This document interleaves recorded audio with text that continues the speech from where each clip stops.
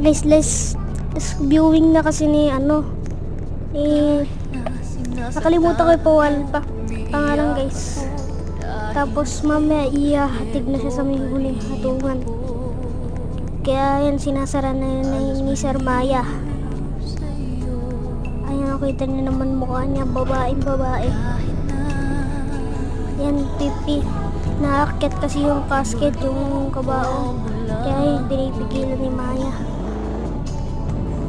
Kaya kawawa yung may tumingin ka sa iba, magmahal ka ng iba, magbubulag-bulag